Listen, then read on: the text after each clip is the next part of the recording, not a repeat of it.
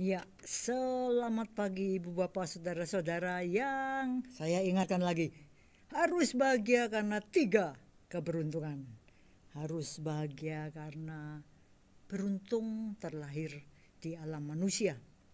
Yang kedua, harus bahagia karena beruntung ketemu Dhamma, ajaran kebenaran. Dan yang ketiga, harus bahagia karena super beruntung masih hidup, masih bisa mengisi pundi-pundi dengan hal-hal yang baik dan membuang isi yang tidak baik. Caranya gimana? Jangan ngulangi lagi. Gitu ya. Karena itulah yang akan kita bawa pindah alam. Terimalah salam Dhamma dan Namo Buddhaya. Ibu bapak saudara-saudara, hari ini sudah kembali kita anicakan. Mati bulan Mei, lahir bulan Juni. Ya, tiba-tiba kita sudah berada di paruh waktu. Hampir loh nih. Bulan ke-7 sudah paruh waktu kedua. Di dunia pendidikan kita kenal semester 1 dan semester 2. Kita sudah ada di akhir semester 2. Jadi anak-anak sudah mau terima rapot. Guru-guru super sibuk untuk mengisi rapot. Waktu begini berlalu cepat sekali atau lambat sekali, tergantung bagaimana kita menyikapinya sesuai dengan bagaimana pemahaman kita tentang kehidupan itu merespon terhadap sesuatu yang sama untuk setiap orang 24 jam sehari. Maka kita lihat anicanya kehidupan luar biasa betulnya ajaran The Buddha. Luar biasa benernya ajaran The Buddha. Itulah salah satu dari untungnya kita kenal ajaran kebenaran itu. Tidak habis-habisnya kita bicara tentang corak kehidupan.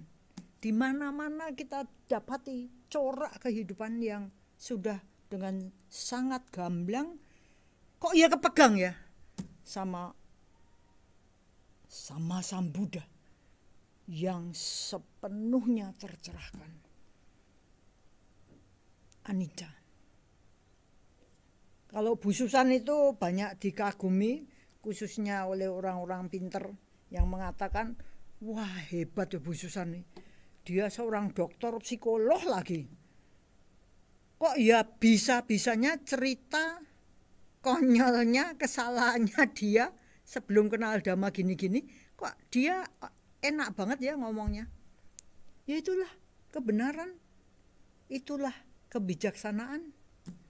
Seperti juga kalau saya bicara tentang pengalaman saya, nama rupa saya sudah dipakai onderdilnya selama 70 tahun. Ternyata di luar diri ini barang-barang rusak saya anggap biasa, tapi bagaimana kalau onderdil di dalam diri saya ini tiba-tiba ngadat? Apakah perasaan saya, apakah pikiran saya sama dengan kalau saya lihat di luar sana? Aduh dik, kursinya ini jebol, kakinya sekrupnya kurang kenceng. Batin saya tenang, oh ya perbaiki. Dik, spidolnya tuh habis loh. Oh ya, rasanya gampang banget gitu. Dilihatin, bukan itu cuma contoh. Jadi kalau kita ini ada kerusakan di luar diri, rasanya pikiran tetap tenang gitu ya. Bagaimana kalau kerusakan ada di dalam diri? Ini bagi saya sangat menarik. Apalagi saya punya sahabat Dhamma dari Surabaya yang selalu mengingatkan, ya kuwi cik lan jenenge tuwek. Ngekek. Iya, aku tuwek tapi masih bisa ngekek-ngekek. Anicca begitu kita sadari ada di dalam diri, rasanya satu keuntungan saya peroleh. keuntungan. Apa itu? Saya mudeng banget ya, ngerti banget, paham banget. Oh, beginilah rupa. Beginilah apa yang terkumpul suatu ketika akan terurai.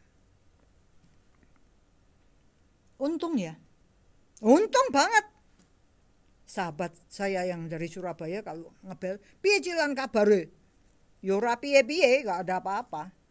Anu bedanya kamu sekarang pakai tongkat apa? Wah, dia selidiki itu. Menarik, saya bilang. Dengan saya pakai tongkat, sati saya meningkat. Apa itu sati? Kesadaran, kebijaksanaan. Karena saya kan takut jatuh ya. Jadi kalau melangkah, saya otomatis hati-hati. Ini ada undak-undakan, otomatis saya hati-hati. Jadi boleh dibilang, waduh Cilan kasihan ya. Oh enggak, Cilan beruntung. Itu semuanya bisa ditingkatkan melalui apa yang dikatakan sebagai, aduh, kasihan ya. Makanya kalau minggu lalu itu Endang ya bicara tentang baik buruk. Ya apa tuh baik atau apa tuh buruk? Kalau kita bisa mengambil apapun juga di dalam yang kita labeli buruk untuk kita jadikan batu pijakan, melejitkan kualitas batin, itu keuntungan yang luar biasa. Maka bisa kita lihat, ini sebenarnya ada di dalam diri setiap orang ya, cuman kita kadang-kadang terlalu sibuk atau kita nggak mau melihat, tapi kita semua ngalami lah. Kalau hidup kita ini dianggap grafik ya, anicca itu kan kelihatan lewat grafik ya. Dan yang menarik, anicca ini ternyata punya alurnya sendiri. Maka konyol bagi kita kalau kita pengennya gini, padahal dia punya alurnya sendiri. Itu sebabnya manusia seringkali, banyak kali menderita. Ada anicca yang pelan-pelan gitu ya. Saya nggak ngerti bahwa dengkul saya ini pelan-pelan merusak, rapuh, jebol, ambrol. Tiba-tiba di satu titik saya nggak bisa jalan. Terus piye? Saya gunakan untuk mengamati pikiran. Oh, nggak bisa jalan. Sakit. Dilihat sakitnya. Aniccanya kayak apa? Oh, kadang-kadang sakit di sini, kadang-kadang pindah di sana, kadang-kadang sakitnya banget, kadang-kadang mereda. Inilah anicca. Jadi ada pertumbuhan di dalam kualitas batin saya. Saya bisa ngamati misalnya kadang-kadang nggak sakit. Terus ada pikiran yang muncul. Cepet-cepet, jalannya cepet-cepet. Mumpung nggak sakit. Nanti saya jalan cepet-cepet dan sakit lagi. Oh, inilah kegoblokan. Jadi menarik sekali bagaimana kita ini goblok dan pinter. Justru gara-gara kita ini punya waktu lebih banyak dengan jalan pakai tongkat. Makanya kebijaksanaan terasa amat sangat lebih dibutuhkan. Bagus ya. Beruntung enggak saya? Beruntung. Beruntunglah Anda, kita semua yang bisa menggunakan apapun di dalam peristiwa kehidupan ini untuk meningkatkan diri. Pikiran dijaga. Oh, pikiran yang hancur tuh kayak gini. Waduh, ciloko aku. Kalau saya bilang saya celaka, itu fisik saya sudah apa ini, tulang belakang saya udah gini. Tapi kalau saya ngomong, oh let me see, coba saya lihat pikiran macam apa yang ada di dalam pikiran, buah pikir apa yang ada di dalam pikiran menghadapi ini. Tiba-tiba kita ngerti sesuatu yang sebelumnya kita nggak ngerti. Pemicunya kok bisa kayak gitu, itu juga menarik. Kita kenal teori karma itu berbuah, kenal teori, hafal. Tapi kalau jatuh pada rupa kita, terus tiba-tiba ada kejadian yang membuat, misalnya dalam posisi saya, kaki saya nggak bisa untuk jalan. Saya selalu ingat pada seorang sahabat saya yang sudah meninggal duluan dari Paraan. Itu kalau saya sakit ngomong-ngomong gitu, dia mesti ngekek-ngekek. Salah dee, salah dee, salahmu dewe gitu. Loh, kok iso Om? Oh, salah dewe, kok duwe sikil gitu. Oh, salahnya sendiri kok punya kaki. Coba sebagai dewa kan ndak usah punya jasad. Semuanya kan getaran. Jadi menarik sekali bagaimana kita mempraktekkan apa yang kita tahu untuk diambil manfaatnya. Maka hari ini saya senang karena ada teman yang mau sharing manfaatnya itu kayak apa. Luar biasa, beruntungnya kita kalau saya katakan harus bahagia karena kenal Dhamma. Bisa mengambil manfaatnya. Nah, satu hal yang menarik adalah kita ngerti bahwa karma itu berbuah. Entah kapan tapi berbuah. Nah, kalau kita amati bagaimana kita ini dicaplok oleh loba dosa moha, kelihatan sekali. Jadi kita melakukan, saya katakan saya aja deh, saya melakukan banyak karma baik. Katanya kalau untuk kesehatan, mari kita berdana banyak untuk jalurnya jalur kesehatan. Oke dah. Jangan mengharap hasilnya loh, karena punya waktunya sendiri-sendiri. Oke. Apal, tahu teorinya. Tapi ada saat-saat di mana buah pikir muncul.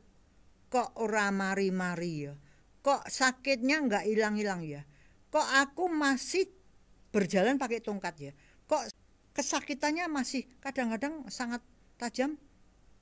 Meskipun kadang-kadang rendah, tapi kadang-kadang tajam. Jadi yang saya ambil itu yang tajamnya ini. Maka muncul keserakahan. Aku maunya cepet bisa mari, bisa sembuh. Ditangkap, begitu ditangkap oleh aku maunya, langsung pikiran menderita. Maka benar-benar betul kalau dikatakan loba dosa. Itu sebenarnya yang maju loba dulu, bukan dosanya. Aku mau ini. Loba kita ini yang mendahului. Aku mau sembuh. Kemudian muncul yang kedua. Aku ndak mau sakit. Tapi maunya ini berada di depan. Nah, kalau sudah gitu, penderitaan mulai bergulir. Saya bisa lupa bahwa kalau belum waktunya sembuh, faktor sembuh belum kumpul, ya nggak bisa. Makanya mungkin saya telepon teman saya yang dulu ziarah ke India, dia spesialis ortopedi. Iki piye iki? Ya apa? Usaha untuk mematangkan kesembuhan. Itu pun belum tentu selamat. Dikasih obat, dikasih treatment. Pokoknya price, protection, R, rest, E, icing, C, compression, E, elevation. Jadi teorinya gitu. Harus diprotek, harus diistirahatkan, harus dikasih es, harus dikompres apa, dan harus ditinggikan. Karena saya orangnya yes, militan, lakukan. Icing, es. Kompres es. Nggak usah lama-lama, besoknya nggak bisa jalan karena sakitnya melebihi. Wah, piye. Wah, ada dua kemungkinan, memang icing atau warm, malah hangat. Jadi bisa dingin, bisa hangat. Oke, sekarang kembali ke hangat. Jadi begitu kita ini mencoba untuk mematangkan buah karma cepet-cepetnya. Tapi yaitu ada yang lama baru matang. Dan ada yang bisa twing langsung matang. Tergantung faktor. Itu sebabnya saya pikir menarik sekali kalau saya itu tidak mempraktekkan meditasi, melihat pikiran bekerja, menghadapi hal-hal kayak gini. What kind of mind? Pikiran macam apa yang saya bawa? Itu kan kocaknya setengah mati. Kemarin saya ngomong-ngomong, Wena mengucapkan sesuatu yang menarik. Dalam kehidupan ini, kadang-kadang itu sesuatu yang baik, itu bisa pecah begitu saja. Kalau dulu di SD kita diajarin, karena nila setitik rusak susu sebelanga. Kita sekarang bisa menghubungkannya dengan hukum karma, bahwa sebenarnya nila itu berarti sesuatu yang sangat buruk, sesuatu yang sangat merusak. Meskipun sebenarnya itu pun terjadi dengan banyak tumpukan. Kalau di dalam kehidupannya. Jadi nggak bisa saya itu tiba-tiba bangkrut gitu tuh ya nggak bisa kok. Itu pasti kalau diurut gitu ya. Itu Bu Susan ahli analisa. Itu pasti sebelumnya, wah kita urut bisa itu. Titik terakhir muncul, toeng, kita cuma lihat pucuknya iceberg, gunung es. Tapi bawahnya ini masif itu. Yang kelihatan cuma pucuk. Nah kemarin saya ini melihat satu tontonan karena saya senang tenis. Dan saya senang Nadal, karena Nadal itu setiap pukulannya itu kalau bagi saya mencerminkan keringat, darah, air mata. Jadi posisi gimana dia masih bisa melemparkan, mukul bolanya sampai yang sana mati. Padahal dia sudah dalam posisi terjepit. Kita ngomong apa? Wah, hebat! Saya mikirnya, Dian, latihan macam apa yang sudah dia lakukan untuk bisa shot pukulan seperti itu. Itu membutuhkan puluhan ribu latihan. Maka kalau kita lihat garis waktu yang kita tonton ini sebenarnya kan apa toh? Sekejap sekali ya. Wah hebat. Tapi dibalik itu apa? Kita nggak tahu. Ada yang kita ngomongnya, wih hadiah berapa? 1 juta US dollars. Wih, nggak mikir keringat, darah, air matanya. Bahwa semuanya itu buah. Tapi nanemnya ini yang lama dan berat dan butuh konsistensi, butuh usaha, butuh pemikiran, butuh keringat, darah, air mata. Maka kalau kita lihat di garis waktu, ini beberapa hari saya mikirkan tentang garis waktu. Iya ya, Sang Buddha itu kalau ngomong itu enak banget. Ada 3 macam waktu para biku. Waktu lampau, waktu kini, dan waktu yang akan datang. Waktu saya nerjemahkan, ngerti. Apa ya teori kayak gini? Gampang. Nanti dulu. Karena yang lampau, ini sebenarnya cuma bayangan. Yang akan datang, itu pun cuma bayangan. Jadi yang real itu hanyalah masa kini.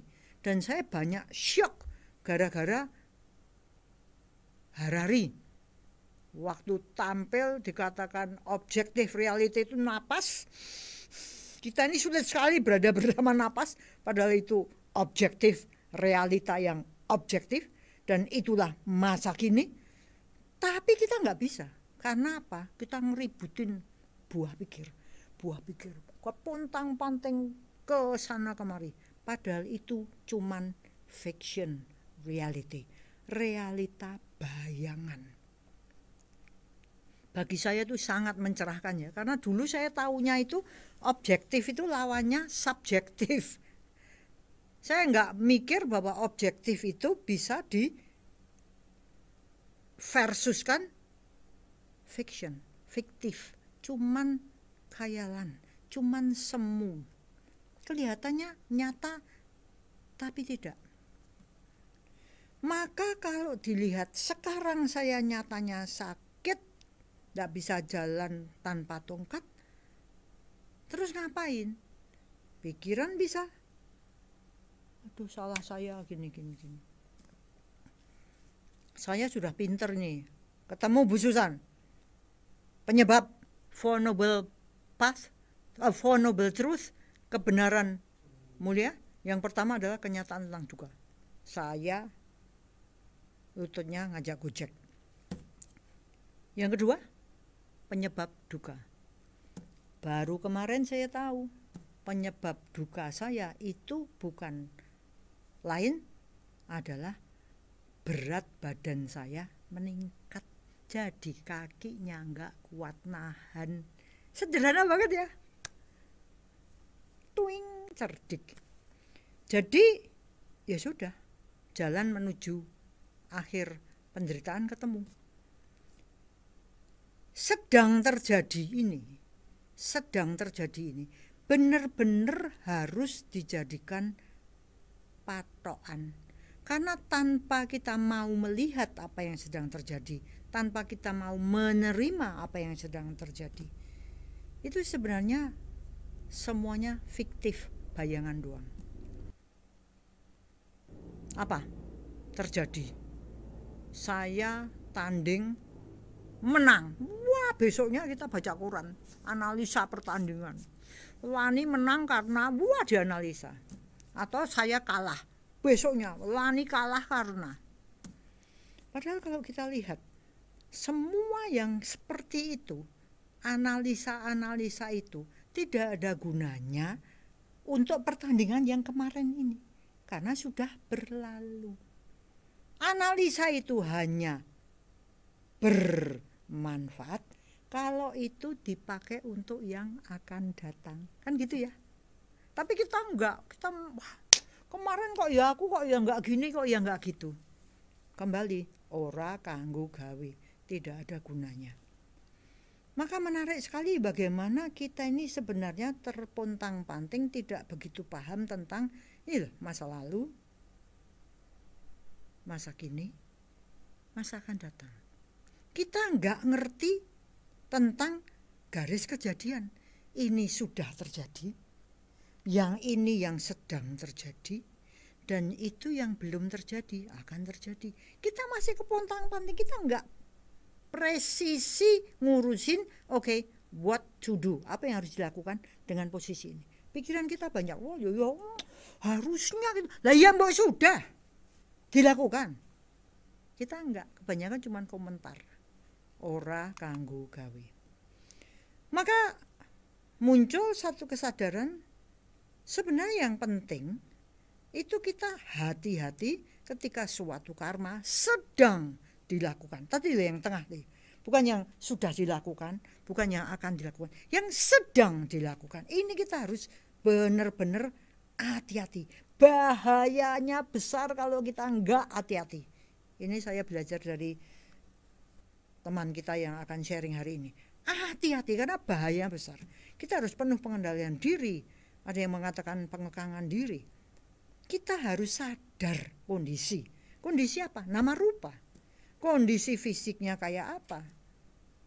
Kalau sudah tua tetap mau wah seperti yang muda, yaitu sama aja goblok bin geblek bin giblik. Enggak sadar kondisi. Kita harus juga sadar kondisi psikis kita gimana. Kondisi pikiran kita gimana. Baru-baru ini saya diceritain satu kasus yang saya mau digeret gitu ya. Saya mau dimasukkan gitu. Karena ini orang sukses gitu. Tetapi pada satu titik dibakar oleh keserakahan, wingin ini, wingin itu, syarafnya tidak kuat. Mulai dia tueng, nggak bisa lihat realita. Nggak bisa lihat realita. Jadi kayak orang gila ya. Saya melihat itu ya, waduh. Terus saya digeret, mau diberitahu. Ya saya itu mau aja memberitahu. Tapi kalau yang punya pikiran itu maunya serakahnya dibikin kayak gitu, terus kita ini bisa apa? Maka saya pikir kita ini harus sadar kondisi ini benar-benar serius. Kalau kita ini lemah syaraf, ya jangan hidup dengan cara tegang-tegangan. Gitu ya. Menarik lagi, kemarin saya ngomong-ngomong dengan kepala sekolahnya putra bangsa itu, si Adi. Dia tanya satu hal. Yang penting Anak-anak tuh diajari apa toh? Yang esensi. Saya bilang tahan rekoso, tangguh, kandi parami. Kenapa? Karena kehidupan sekarang ini relatif lebih gampang. Relatif lebih gampang, one click away dapat. Tapi mereka ndak ngerti benih duka ada di setiap aspek kehidupan. Kelihatannya tambah penak. Tambah juga tidak tahan rekoso. Menderita sedikit aja sudah. Mau apa? Mau apa? Healing. Healing. Pengobatan. Gak tahan menderita, gak mau rekoso, gak mau berdaya upaya, gak mau gigih berjuang. Cuman maunya cari kepenak. Kepenak itu apa? Gak usah banyak tenaga yang dikeluarkan. Saya punya sepeda listrik kemarin.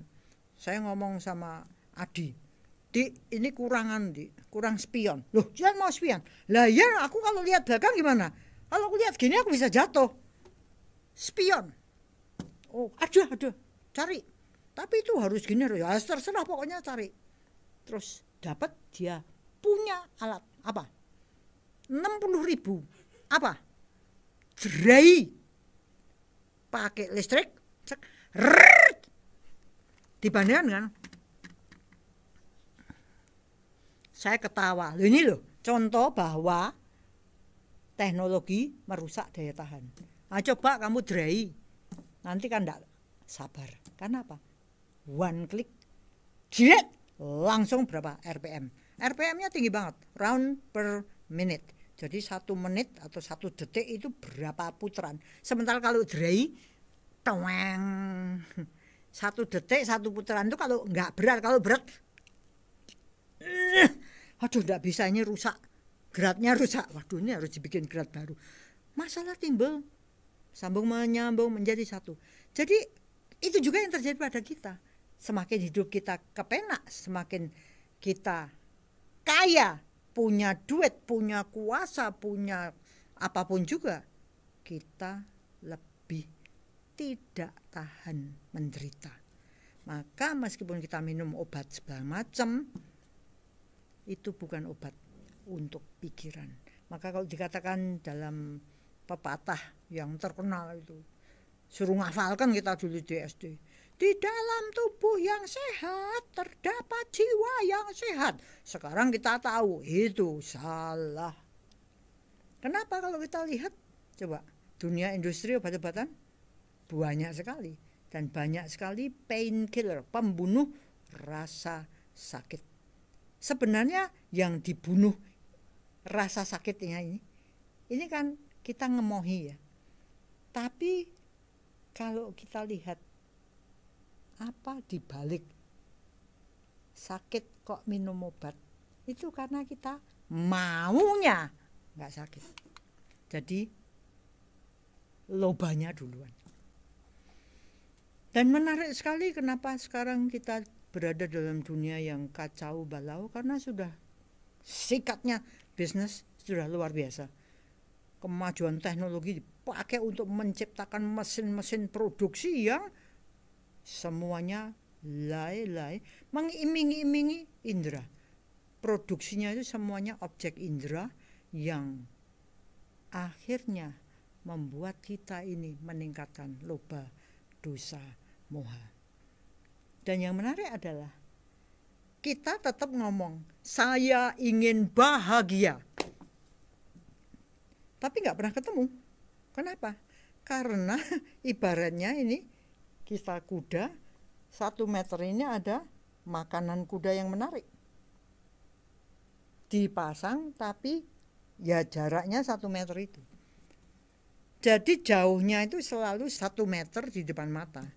Seakan bisa dicapai, tapi selalu menjauh. Kita maju, dia ya mundur. Saya pikir dunia ini sekarang seperti judi ya. Orang kalau ditanya, kenapa kamu nggak bisa berhenti judi? Ada orang yang saya tanya karena dia sampai habis-habisan judi. rumahnya habis judi. Itu karena selalu ada hampir menang. Hampir menang, wah, emosi, ambisi, nafsunya meningkat lagi. Hampir dapat, wah, panas toh, lagi. Hampir berhasil, wah, panas lagi. Cuman hampir doang. Makanya berlawanan dengan ajaran Sang Buddha yang mengatakan kebenaran nyatanya nyata itu kayak apa. Orang Jawa mengatakan purwo dadila kotane, sing dadila nyatane, yang bermanfaat, yang jadi hasilnya kayak apa, itu nyatanya aja. Dalam dunia kerja kita banyak, Di, itu bukunya udah jadi? Sudah, tinggal bikin cover. Itu namanya belum. Saya beli lotre. Waduh, sudah hampir dapat. Kalau misalnya pemenangnya adalah seri XYZ 53169347.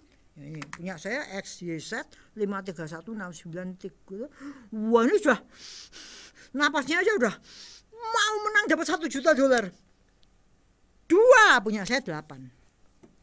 Coba kita lihat pola pikir, buah pikir, pemikiran yang muncul apa? Mepet, nyerempet. Terus kecewa enggak? Atau panas? Atau sedih? Atau ngomel? Atau cerita? Atau buang, nggak dapat nggak jadi dapat $1 juta. Selesai pertanyaan. Maka kita lihat menghadapi kenyataan itu ternyata butuh keterampilan. Butuh keterampilan. Keterampilannya apa? Sudah beberapa minggu ini diomongkan. Kita terima, demikianlah adanya. Kalau itu beli lotre, nggak menang, buang. Loh, terpaut 1, nggak menang. Itu belakangnya 8, punya kita 2. Siapa tahu? Nah, ini kalau masih siapa tahu kalau itu kesalahannya ada di sana. Dan yang menarik, kita ini terbiasa memang menjatuhkan diri ke dalam jurang penderitaan. Kenapa? Karena kita bisa dipanas-panasi. Waduh, kurang dikit kamu menang, besok beli berapa? 1.000 lotre. Nggak menang, 10.000 lotre. Coba lagi, siapa tahu nanti tiba giliranmu, padahal lotrenya itu berapa juta kupon. Akibatnya dalam hidup ini kita sulit melihat kenyataan karena maunya gini terus, ya, sulit let go, banyak kecewa, dan kecewanya juga diginikan. Ngelepas kecewa, nggak mau, nggak terampil, nggak mampu. Padahal kecewa itu kan bukan mau kita. Katanya tadi kita maunya bahagia. Lah buat dilepas, kamu dendam, buat dilepas. Nggak bisa. Kayak adik dimaafkan. Jadi wong bocah kurang ajar ora karuan. Dimaafkan. Kok enceng apa? Ranyimut. Kita tuh itu ya. Itu yang terjadi. Kita suruh lepas nggak bisa. Makanya kalau kita bilang judi, dan judi ini bukan cuma judi itu ya. Judi itu kita setiap kali judi ini. Cuma judinya bukan judi pakai lotre. Judinya tuh loba dosa moha. Orang yang menderita karena berjudi itu memang hobinya menderita sepanjang segala abad amin. Karena apa? Karena kalau kalah itu bukannya berhenti. Dia akan terus untuk nutup kekalahan. Kalau menang, dia nggak berhenti. Terus supaya kemenangannya lebih besar. Maka kalau kita ini mengalami kehidupan berarti berada di aliran kehidupan, berarti kontak dengan kehidupan melalui 6 indera. Pertanyaannya, bisakah kita mengambil pelajaran? Bisakah kita ini mengambil manfaat dari apapun yang sudah kita alaminya? Kita kaitkan dengan Dhamma. Oh ya, timbul kesadarannya lebih. Atau kita begitu moha, begitu ignorant, tidak mau tahu, sehingga apapun yang terjadi kita nggak ngerti apa itu. Akibatnya tidak ada manfaatnya. Tapi yang satu ini manfaatnya besar diambil oleh Lily Chiu. Sharing Dhamma Lily Chiu. Bahasan Dhamma Talk Minggu 22 Mei 2022 yang disampaikan Cik Lani dan Miss Endang membuat suasana hati saya sedikit berbeda. Biasanya saya suka bahasan yang tidak berat, bahasan yang enteng saja seputar kehidupan sehari-hari. Nah, bahasan kemarin itu sebenarnya mengenai hal sehari-hari juga sih, tapi terdengar tidak enteng. Kalau dipikir, memang yang di-sharingkan itu masalah umum juga. Lebih tepatnya, masalah umum mengenai kematian. Kematian kan juga masalah umum ya. Tapi kematian di usia yang sangat belia itu terasa lain. Jadinya terasa di hati bahwa itu bukan masalah umum. Lah baru 13 tahun sudah meninggal. Lagi pula kematiannya terjadi relatif sangat cepat. Hari Jumat masih masuk sekolah, happy bermain-main dengan teman-temannya. Tidak sampai seminggu, kemudian sudah tidak lagi bisa dijumpai. Cuman begitu aja. Saya nggak bisa bayangkan perasaan orang tuanya, terutama mamanya, karena kehilangan anak tunggal yang sudah hampir masuk SMP itu. Ketika Cik Lan mengingatkan ajaran Sang Buddha bahwa sebenarnya kita ini berlari menuju kematian tanpa bisa dihentikan, itu seperti alarm di hati saya. Memang Dhamma itu mengajarkan kebenaran tanpa ditutup-tutupi, terpapar tanpa tedeng aling-aling, seperti sirine yang mengaung keras dan panjang dan menusuk di hati saya. Saya merenung sejenak dan tiba-tiba agak pengen nangis. Saya berpikir, sebenarnya hidup ini mau apa sih? Mau dibawa kemana? Terus aku harus ngapain? Saya dulu bekerja sebagai production planner and controller.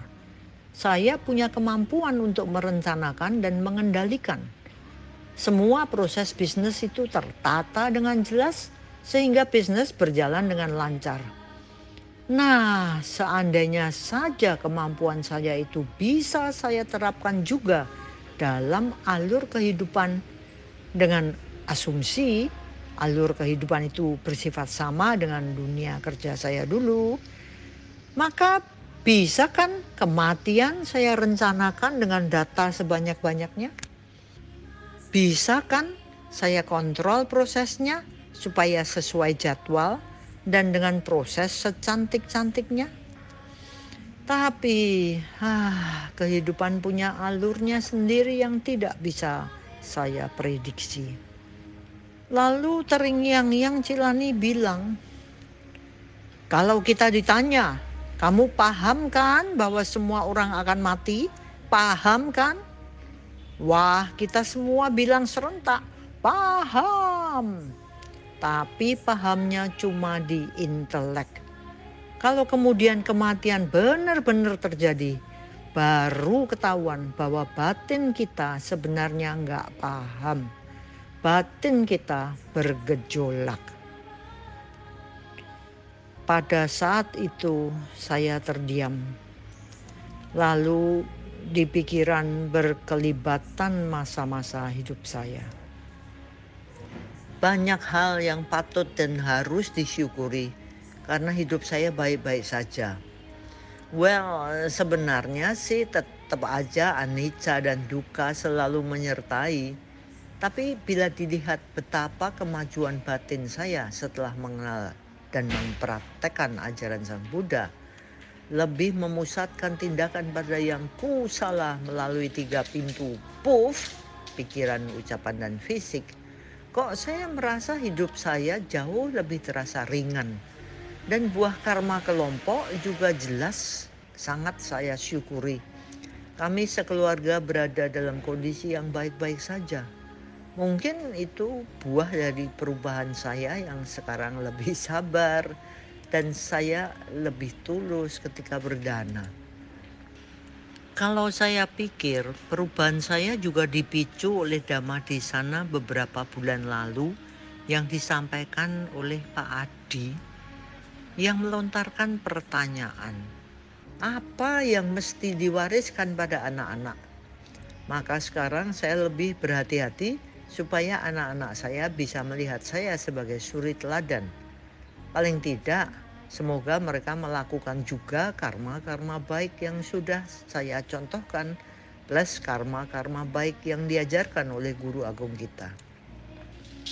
Tetapi kemudian ingatan pergi ke beberapa kenalan, bahkan saudara saya yang hidupnya amburadul. Ada yang terpuruk tanpa mampu bangkit. Ada yang bahkan dibunuh oleh istrinya sendiri. Ada pegawai yang anaknya terkena kanker ganas stadium akhir. Ada remaja yang bapaknya gagal ginjal, fungsinya tinggal 5%. Banyak orang-orang yang terpaksa kehilangan pekerjaan karena badai pandemi COVID dan lain-lain dan sebagainya. Renungan Dhamma di sana berlanjut karena saya kaitkan dengan acara liburan ke Bali bersama suami saya baru-baru ini. Kami menginap di hotel yang sebenarnya tidak saya pesan. Hotel yang saya pesan ternyata sudah tutup, menyatakan out of business. Jadi kami ditukari dengan hotel yang kemudian menampung kami selama beberapa hari. Bicara tentang mencari hotel lewat online ini juga menarik karena ternyata ada perang harga di masa sunyi sepi di Bali. Semua hotel banting harga, yang berbintang gila-gilaan murahnya sehingga menggilas level di bawahnya.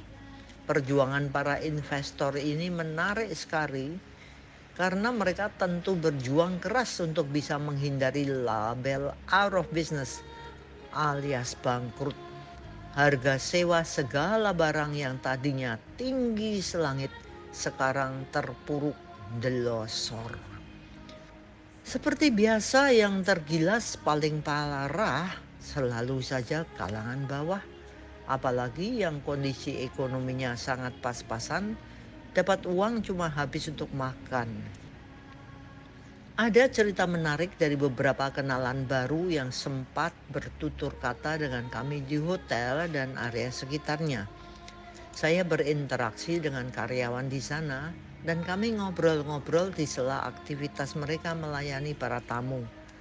Kami para tamu dielu-elukan Mbak Raja karena mereka senang sekali kami berkenan datang ke hotel mereka. Servis mereka sungguh top. Ternyata mereka baru aja direkrut kembali setelah kurang lebih 2 tahun dirumahkan. Dan mereka cerita bagaimana pandemi meluluh lantakkan bidang pariwisata yang mereka geluti selama ini. Baru di masa pandemi COVID-19 ini, mereka sampai harus dirumahkan dan kembali ke desa. Pengalaman yang tak terbayangkan.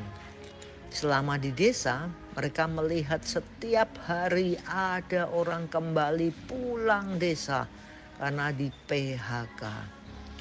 Sungguh pemandangan yang mengenaskan karena mereka melihat teman-teman sedesanya datang membawa serta kasur dan lain-lain. Kejadian ini terjadi hampir setiap hari.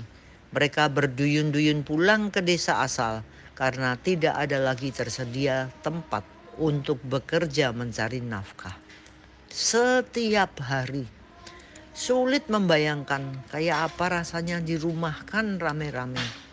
Saya juga banyak melihat jejeran toko-toko yang hanya memamerkan pintu tokonya yang tertutup, out of business. Dalam acara liburan bersama suami itu, kami menyewa sepeda motor dan pergi ke tempat-tempat wisata. Kesan yang tertangkap adalah sepi pengunjung, sepi manusia, sepi kegiatan, sepi perdagangan, sepi. Orang-orang yang saya ajak ngobrol itu juga punya kesan tersendiri tentang anicanya kehidupan. Bali yang dikatakan Pulau Dewata tidak lagi punya keramaian yang bisa dijual. Anicca besar-besaran berubah dari ramai menjadi sepi, dari tempat wisata menjadi tempat bertapa. Karyawan-karyawan yang sudah dirumahkan selama lebih dari 2 tahun dan kini pelan-pelan mulai dipanggil lagi, ini banyak berkisah. Tapi yang menarik adalah mereka tidak menceritakan dengan sedih dan berurai air mata. Sebaliknya mereka berkata, kami mengerti memang harus dijalani. Semoga badai segera berlalu. Dalam hati saya merasa kagum. Mereka pasti orang baik yang sudah terampil mengendalikan diri.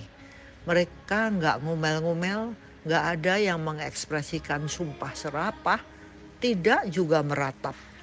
Rasanya semua biasa saja. Justru terkesan kayaknya mereka bisa melihat hidup sebagaimana adanya. Jadi ingat Cik Lani menirukan kata-kata Bante Joti.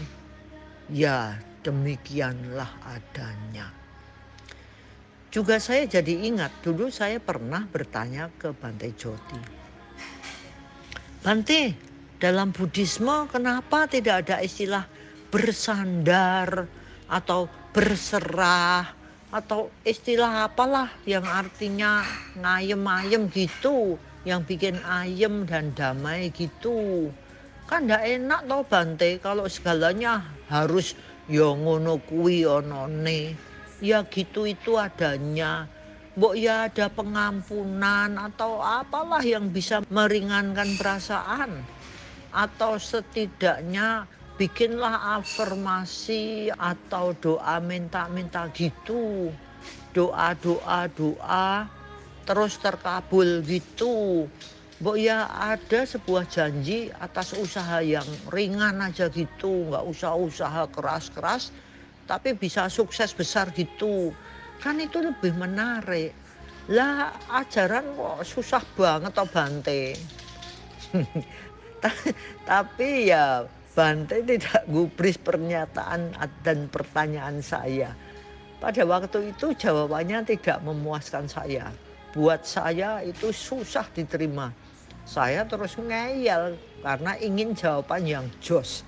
Jadi saya menyampaikan banyak alasan. Mungkin akhirnya Bante juga kehabisan jurus melawan kengeyelan saya. Sehingga akhirnya Bante mengeluarkan jurus pamungkasnya. Bante bilang gini, Bu, positive thinking itu baik. Tapi ingat ada yang lebih tinggi dari itu, yaitu realistis. Di situ baru saya rodok mudeng, agak paham. Iya, bener juga. Harusnya memang realistis, bukan mimpi-mimpi.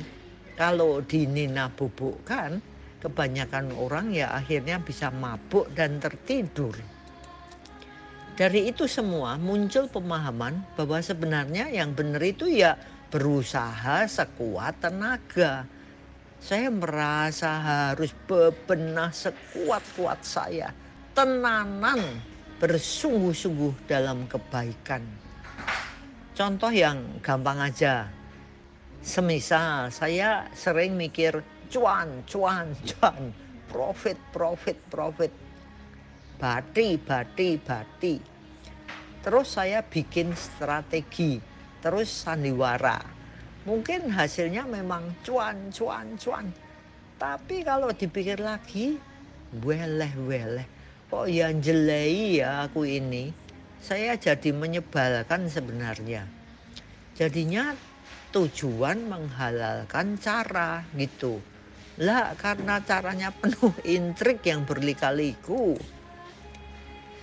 Kadang saya juga kurang jujur. Mikir bagaimana caranya supaya bisa ngibulin orang. Mungkin ya sukses. Tapi lalu ada hati nurani yang bilang, itu karma buruk loh. Itu bukan mata pencaharian benar. Kadang saya juga sombong karena merasa aku kan ahli hitung-hitungan, ahli bicara, ahli marketing alias ngabrul.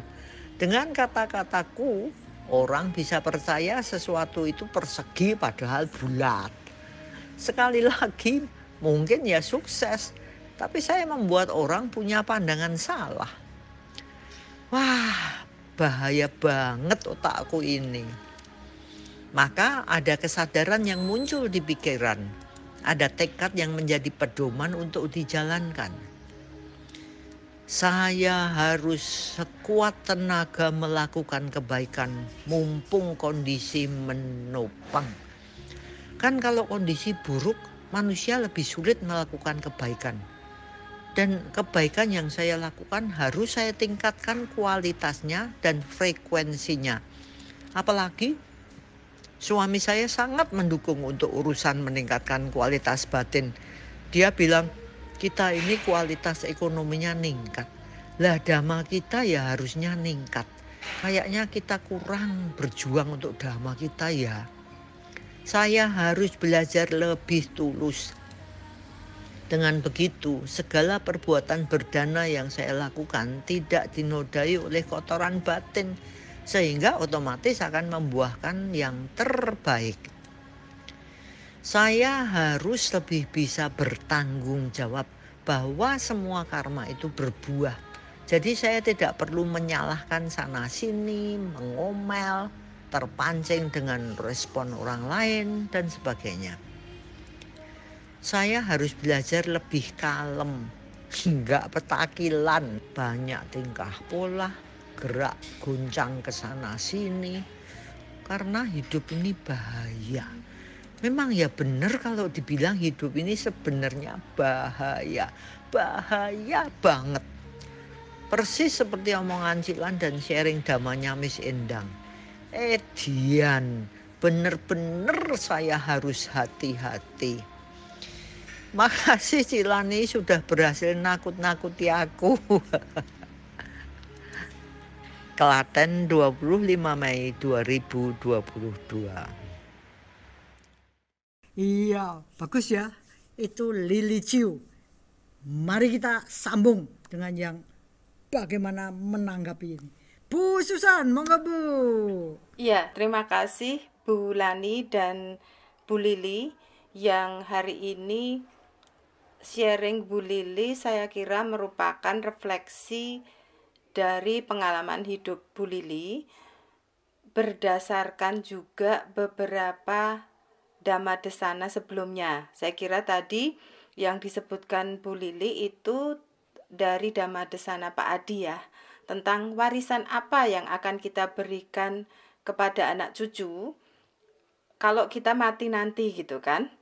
Nah yang kedua itu Miss Endang dan Bulani ya, tentang demikianlah adanya. Nah saya kira dua hal ini yang direfleksikan oleh Bu Lili dan menjadi pembelajaran kita bersama. Ada beberapa hal nanti yang akan saya tayangkan di PowerPoint, beberapa kata-kata dari sharing Bu Lili yang itu nanti erat kaitannya dengan apa yang akan dikatakan Sadguru di dalam videonya dan juga Aristoteles gitu ya. Seorang filsuf yang mengajarkan sebetulnya kebahagiaan sejati itu apa gitu.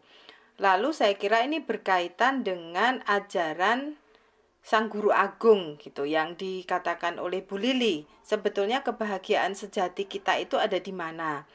Dan nanti akan saya kaitkan film yang lagi ngetrend di Netflix, ini saya kira bulan ini, itu judulnya Tomorrow. Ini filmnya campuran antara sedikit komedi, tapi nggak sangat komedi, dengan beberapa kisah hidup orang-orang yang ingin bunuh diri. Nah, di setiap episodenya itu ada satu kisah orang yang akan bunuh diri dengan segala persoalan hidup dan motivasinya.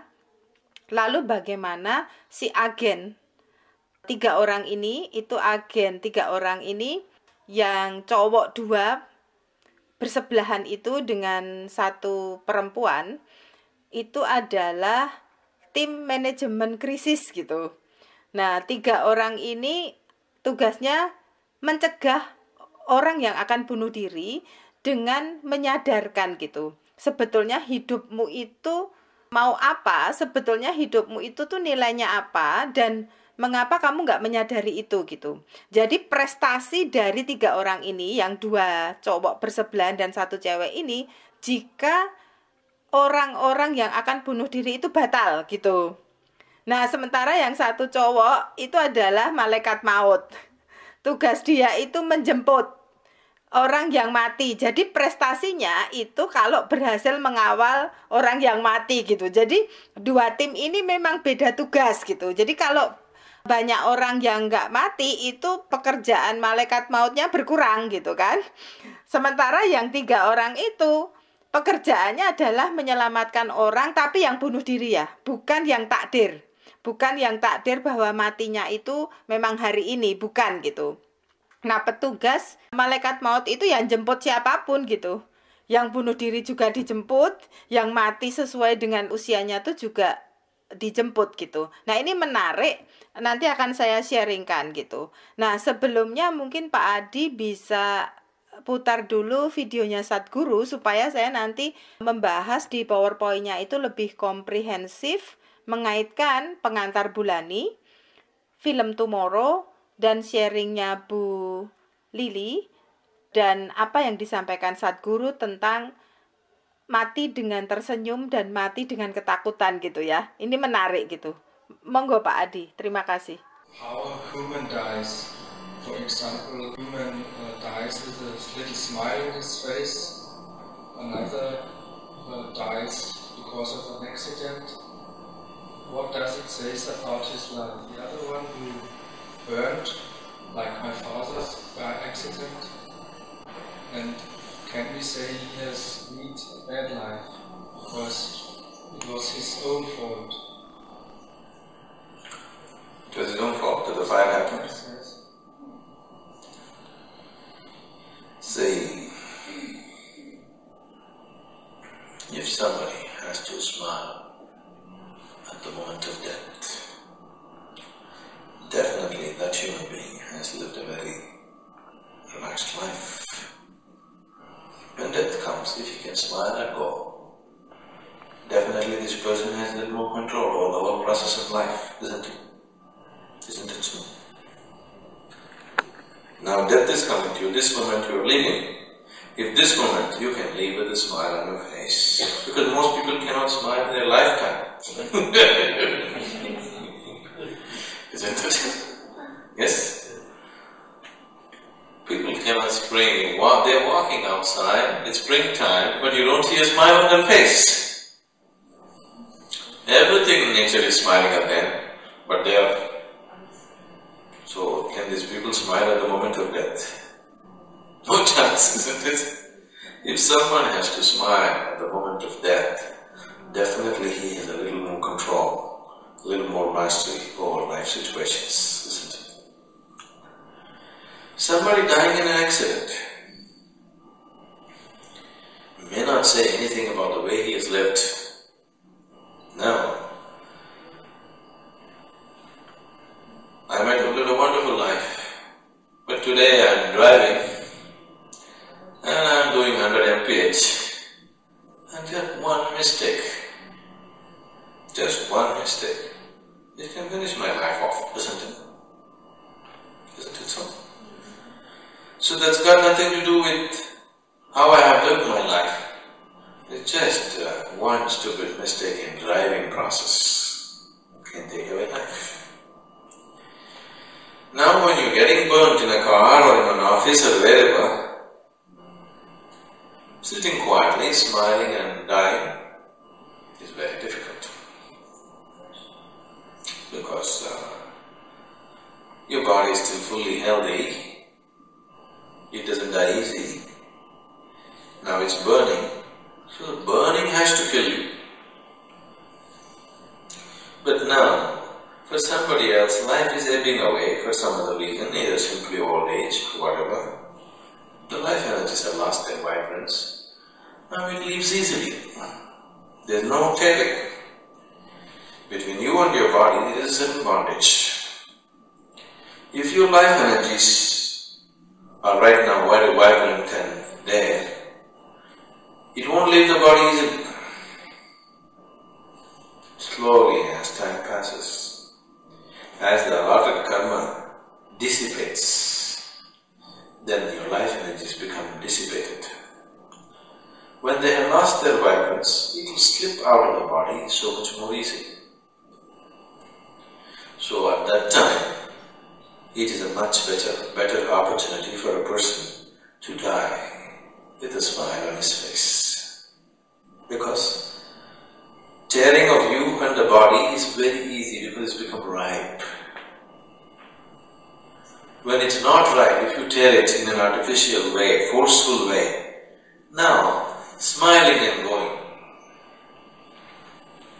is difficult, but not impossible. Still possible. Now, suppose I crash my car and I'm dying, everything is broken in the body, and now I think, oh my God, after all this life, I have to crash my car like this and laugh and die. Possible. I would. If I die like that, you will see. In a crashed up car, you would still find me with a smile. Just look at the irony of it. How much mad driving I have done. Today, oh my God, I had to crash my car like this. It's like, let's say, a great race champion just taking the car out of the parking lot, he crashed and he's dying. Maybe he will laugh. You know? Oh my God, after all the racing, here I am, pulling the car out of the parking lot and getting dead. Possible, but it means a certain balance. But generally, when your life is vibrant, to tear it out of your body means there is violence in it, there is pain in it, there is suffering in it. So at that time, smiling becomes difficult. Smiling or not smiling is not the issue.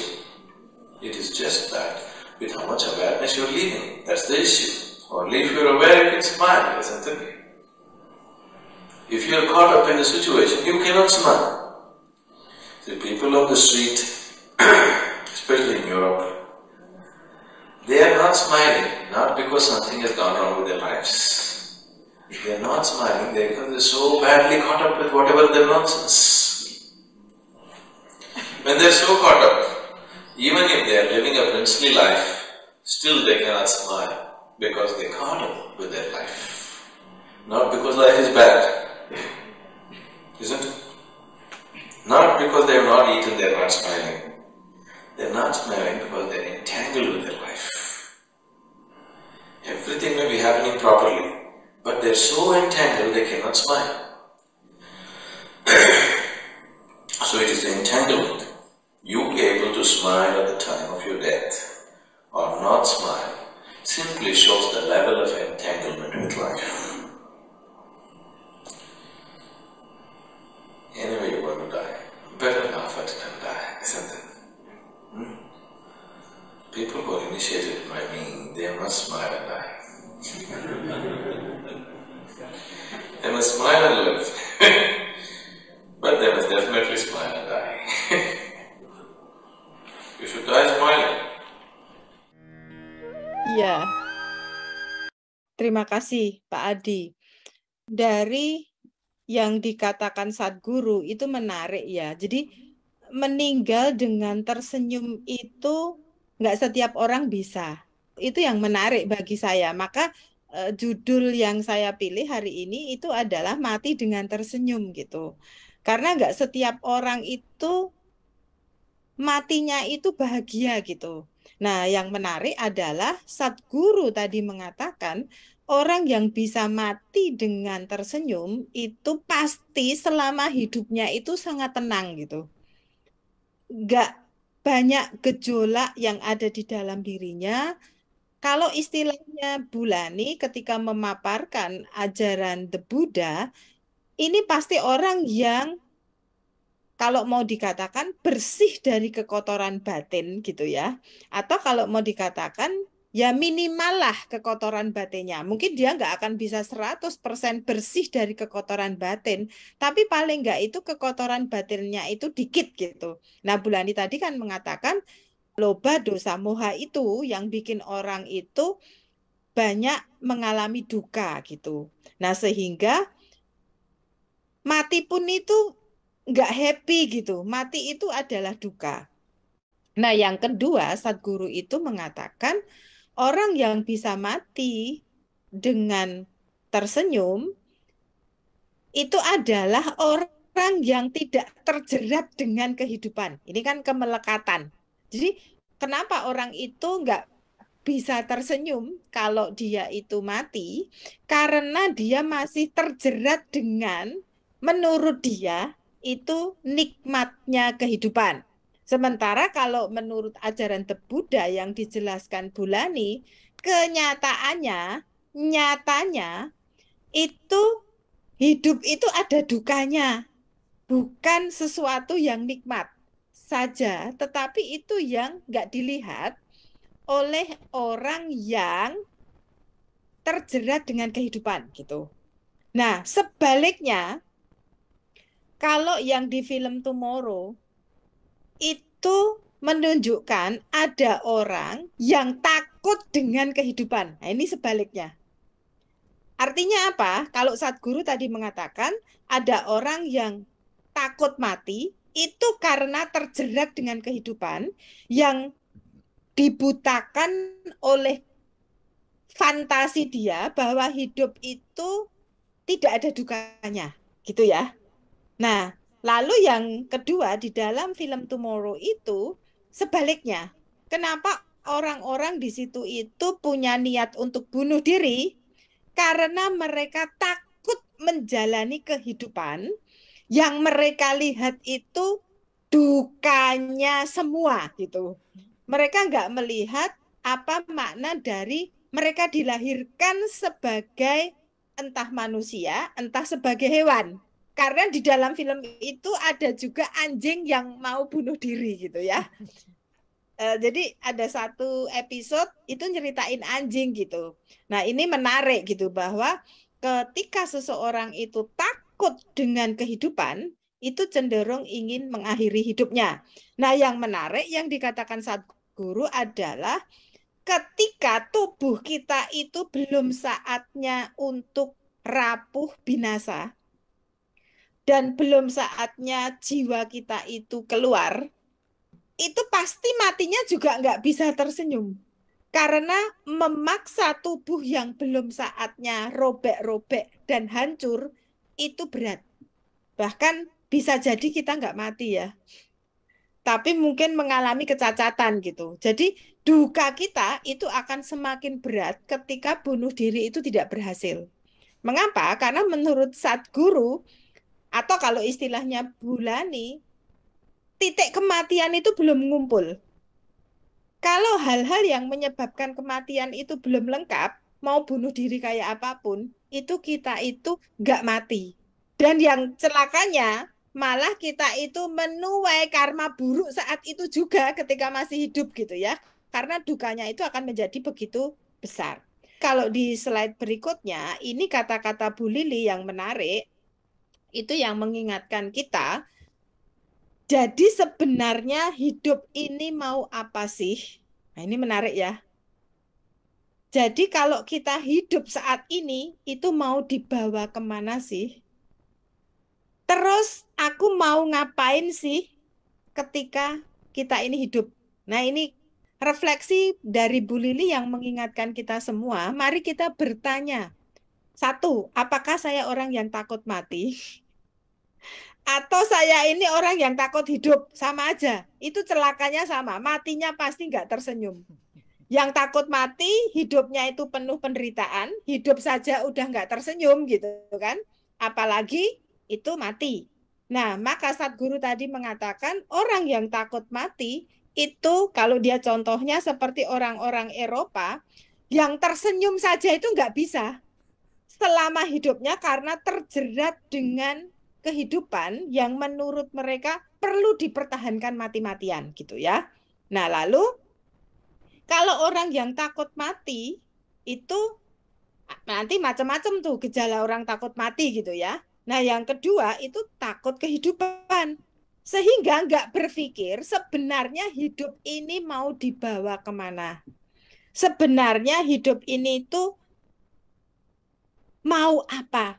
Sebetulnya saya hidup ini harus ngapain. Itu nggak mikir sampai ke sana. Yang dipikirkan adalah yang penting saya mati. Karena saya nggak berpikir lebih dalam tentang mengapa saya dilahirkan. Terutama sebagai manusia. Di slide berikutnya kita akan lihat, kalau di dalam psikologi, orang yang takut hidup itu gejalanya macam-macam. Bunuh diri, menyakiti diri sendiri, melarikan diri. Nah, melarikan diri itu macam-macam ya. Berjudilah, main game, berteman dengan banyak orang, cari popularitas gitu. Main-main media sosial, cari jempol gitu kan, cari pengagum, cari TTM gitu ya, teman tapi mesra. Intinya itu saya harus punya cadangan TTM gitu ya. TTM saya itu bisa banyak banget karena saya itu takut hidup yang menyakitkan, maka saya butuh banyak penghiburan. Kira-kira begitu. Jadi orang yang takut hidup itu belum tentu bunuh diri. Tapi dia mencari banyak penghiburan, entah melalui harta benda, entah melalui status sosial, entah melalui main game, entah melalui seksual, atau apapun. Itu intinya orang yang takut hidup. Hidup itu adalah duka. Maka saya harus melarikan diri dalam hidup ini, tidak melakukan hal-hal yang bijaksana.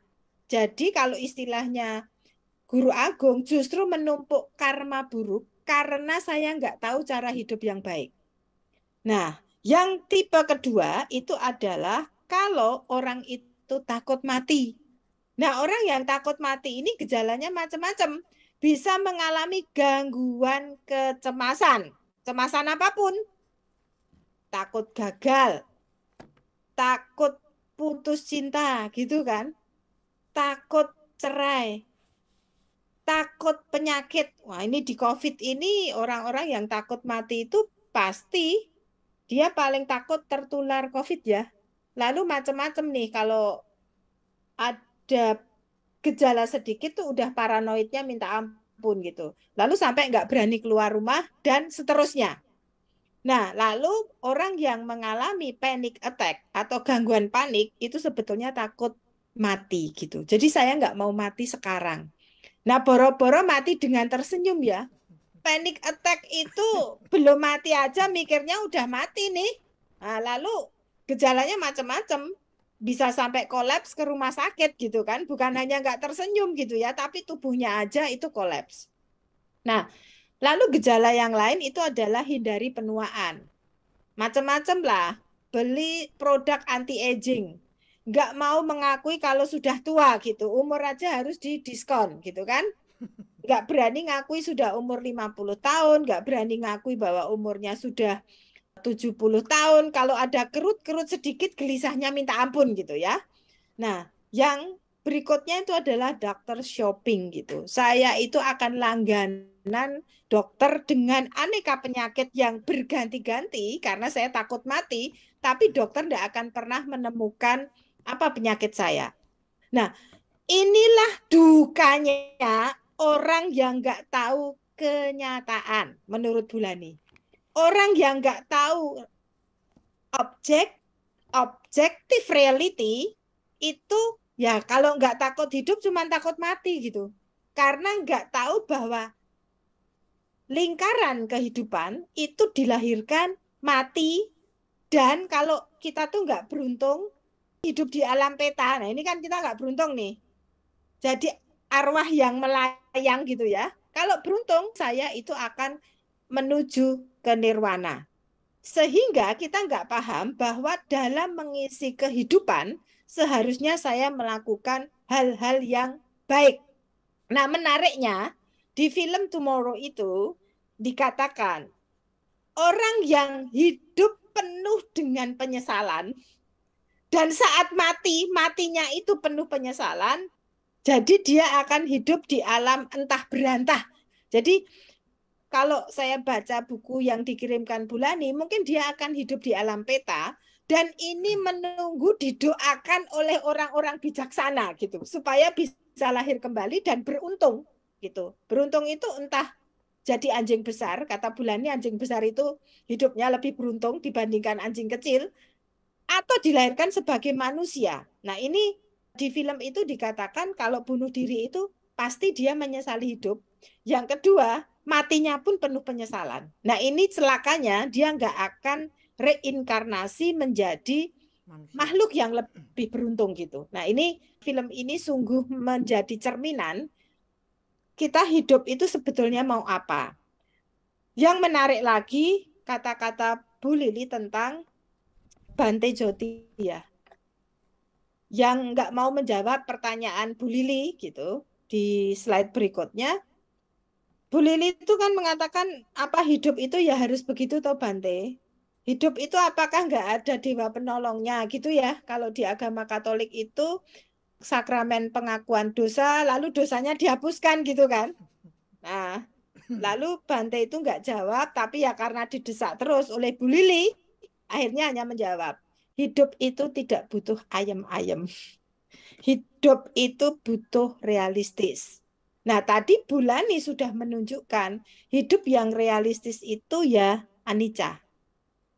Hidup yang realistis itu adalah duka. Artinya kita harus menerima itu. Kita dilahirkan itu pasti ada dukanya gitu. Nah, duka dilahirkan entah sebagai manusia, entah sebagai makhluk lain, itu harus dijalani. Demikianlah adanya. Itu yang lebih realistis. Dan hidup itu ya harus di saat ini. Kita nggak boleh terjebak di masa lalu atau hidup di dalam angan-angan di masa depan. Nah, ini yang paling menarik itu. Sehingga sebetulnya hidup itu bukan menyerah. Tapi saya itu menerima kondisi saya apa adanya dan bahwa saat ini saya sedang tidak beruntung karena karma buruk saya di masa lalu. Ya realistis saja, itu tuh memang nggak bisa diubah. Demikianlah adanya, itu harus kita jalani gitu. Nah ini yang menarik dari apa yang dikatakan Bulani dan di Dhamma Desana sebelumnya. Nah lalu saya mencoba mengutip Aristoteles yang mirip dengan ajaran The Buddha, itu di slide berikutnya, bahwa apa yang menyebabkan orang itu di dalam hidupnya bahagia dan sampai mati pun itu bahagia gitu ya. Itu satu, jika orang itu punya kebajikan. Jika orang itu hidupnya dipenuhi kebajikan. Kebajikan itu apa? Menurut Aristoteles, karakter yang sangat bermanfaat untuk membuat diri sendiri itu berkembang dan membuat orang lain itu berkembang kalau kita punya kebajikan. Nah, kalau kita sendiri tidak bisa membuat diri kita berkembang, boro-boro membuat orang lain itu berkembang. Maka kalau orang itu masih memikirkan apanya, itu artinya dia nggak punya kebajikan sama sekali. Maka hidup itu harus diisi dengan kebajikan. Yang kedua, hidup itu harus dihadapi dengan kebijaksanaan. Kebijaksanaan itu apa? mampu mewujudkan kebajikan yang sudah dia miliki itu secara tepat dalam aneka situasi. Artinya apa? Saya tidak bisa memaksa juga orang yang belum saatnya sadar.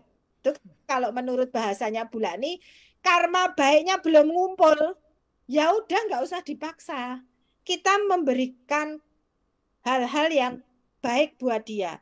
Kita mengajarkan kebajikan. Kalau dia belum bisa melihat, kita nggak usah merasa sewot gitu. Kita nggak usah merasa gagal. Enggak. Ya itu belum saatnya orang itu menyadari bahwa hidupnya salah. Itu artinya tabungan karma baiknya, ini kalau menurut Bu Wena dan Bulani, belum cukup untuk menerima kebajikan. Nah kalau kita bijaksana, kita tetap tersenyum. Melihat orang tidak berubah karena upaya kita. Kita nggak perlu sewot gitu ya. Dan yang ketiga, yang bikin hidup bahagia itu adalah semangat. Weria, ini yang selalu dikatakan Bulani. Semangat untuk apa? Hidup secara bermoral. Nah ini, jadi Aristoteles itu sebetulnya ya sama aja dengan ajaran The Buddha. Jadi The Buddha itu sebetulnya ajarannya universal gitu ya. Nah, saya akan tutup tanggapan saya atas sharing Bu Lili dan pengantar Bulani dengan ajaran The Buddha. Ini menarik ya. Supaya kita bisa melakukan hal-hal yang dianjurkan oleh Aristoteles. Supaya satu, hidup kita bahagia. Yang kedua, seperti kata Sadguru, supaya mati pun tersenyum gitu ya. Dan seperti yang dianjurkan Bulani, bahwa hidup itu harus realistis. Seperti anjuran Bante Jodi juga. Orang itu harus apa gitu ya. Supaya tidak terjebak pada loba dosa moha, orang itu harus apa. Nah, The Buddha itu mengatakan, ketika ada seseorang mengatakan, sang guru, saya ingin bahagia. Oh ya toh? Jawabannya simpel loh, The Buddha ini. Tapi nyelekit. Pertama, hilangkan kata saya. Aku, hilangkan keakuan dari dalam dirimu. Wah ini sulit banget ya. Kata kok dihilangkan. Wah ini Paul. Itu adalah ego. Itu yang menghalangi kamu melihat kenyataan.